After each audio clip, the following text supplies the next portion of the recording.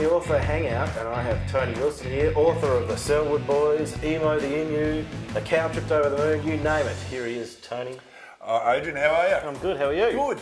Now, tell us all about you, Tony. For those kids out there that may not know anything about Tony Wilson, I'm sure there's hardly any, give us the quick story behind you. Well, I am one of 4 kids. I was the number 2 in the family. I can tell that, actually, yeah. And I had an older sister and a very young sister and then a middle brother. And then, how's this for weird? I've had 4 kids. Yes. And it went girl, boy, boy, girl. Exactly just so. like my own family. It's in your DNA. Yeah. So I was a kid who, my dad played in the premiership for the Hawks. Oh, so yes. I was raised around footy and I was obsessed with footy when I was the age of the kids that I now write for. Yep. So you got 4. There's 4 siblings in your immediate family and in the family where you grew up, and there's 4 in the Selwood Boys too. Yeah. So I was. So was that easy to get into? Yeah, I think so. I think that meant that I had that big family, loud family, pranks on each other, fighting with each other, and the feel that the boys wanted for the book. Can you imagine that house? They all go on to play AFL football, so they're all supercharged, probably rough house, really talented athletes. Yep. And so, I mean, I just wanted to create in these stories kind of mucking around and being naughty and having fun and getting in trouble and then doing something good and then trying hard at your sport and then doing your schoolwork and that sort of ended up being what the stories were about, and I think I was helped by my own life in a busy family. Yeah, well, it's obvious from the word go, because the first one's called Battle Royale from the Selwood Boys, and it starts on the trampoline where they're all trying to bounce each other off. Is that something you played when you were young, or is that something they played when they were young? Well, I think we both did. Right. So, I mean, we both had trampoline games. We both had trampolines. And so I'm obsessed with trampoline stories. I've written lots of them. And I'm obsessed with trampolines. It was the first thing I put into my kids' backyard. Yeah, right. I love trampolines. And not just those ones with the nets, those wimpy ones, not the safe ones. I want a dangerous trampoline. The ones with the springs missing, and you can get your legs caught. And ones like the Olympic-sized trampoline. So they used to have battle royales, so we had to throw everyone off the trampoline. Last one standing wins. We used to play quadruple bouncing, and that's where you get that's where you get your little. You get your little brother or sister, and so all of you, the 3 big 10-year-old boys go 1, 2, 3, and then on 3 you throw little Pippa, who's only 5 years old, up a little bit higher and tell her to do a sit. And we all do a sit together, and we just used to propel her into the top of the lily pilly.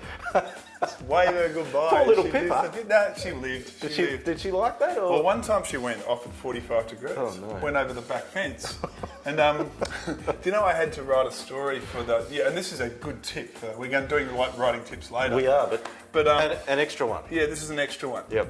The stories of your life, sometimes if you tweak them a little bit, are great stories for a fictional story. And so I really did propel my little sister Pippa up over the fence and into the park with a 1, 2, 3. Don't try this at home. Don't try this. No. So over into the park she goes. And so I was writing a story called Sir Bum for a compilation about, it's a story, a Laugh Your Head Off series. Yes. So the Laugh Your Head Off books are out, and I wrote Sir Bum, and it's about a kid called Harlan Baum, who earns the nickname Sir Bum, but he gets trajectoried out into the park where he stops a bad man with a gun, crashes into him with his bum. Crashes into a robber. Crashes into a robber, spoiler alert. Oh, yeah. And saves the day. That's great. With his bum. With his bum. And so, but if I hadn't have ever played that game and sent a sibling into the park, I would never have known to write the story. Would never have existed. So the tip is, sometimes your real life stories are great fodder, and then you just tweak them. What if this happened? What if that happened? And they become better. And did you sit down with the Selwood Boys and ask them some of the crazy things they used to do when they were young? Absolutely. So I probably had 50 or 100 questions, and I sat in Joel's house, Joel Selwood's house in Geelong, and just asked and fed them with about 100 questions. Yeah, right. Fantastic. Okay, well, we know a little bit about Selwood Boys, but also you do a lot of picture books. You've got The Cow That Tripped Over the Moon. Yeah. A lot of kids might remember that from National Simultaneous Storytime. Yeah, so on the 25th or 24th of May 2017, I think it was 686,000 kids sat down together and read the book. Same book. Yeah, everyone, teachers at the front of the room, or PowerPoint at the front, or me reading on a video, and we all read it together. Fantastic. It was beautiful, and moon jumping and getting the moons as we looked at the moon. It was great. And the great news I've had, Adrian, is that the follow-up book, Laura Wood does the illustrations. And she does a great job too. She's great. Yep. She lives in Bristol. I've never met her. She lives in Bristol. Does she? Yeah. Oh, right. Okay. Just deal Do it all via email. Via email, yeah. Oh, right. She's into dancing. She's a swing dancer. Yeah. She'll teach you a few things. She's really good on that front, I think. But Laura, excellent dancer, brilliant illustrator. Yep. We followed up with Hickory Dickory Dash. Yes. So that's the next one. And it's the simultaneous storytime book for next year. Yeah, that's great. So I've gone back to back. Yeah. Like Hawthorne. Like Hawthorne. Yeah. Like Hawthorne. You need to do the three-peat. Oh, that's great, Tony. Now, you touched on some tips for kids that are watching that might be interested in writing some stories or even just creative projects. So we're going to get some of Tony Wilson's top secret tips in part 2 of the Author Hangout with Tony Wilson.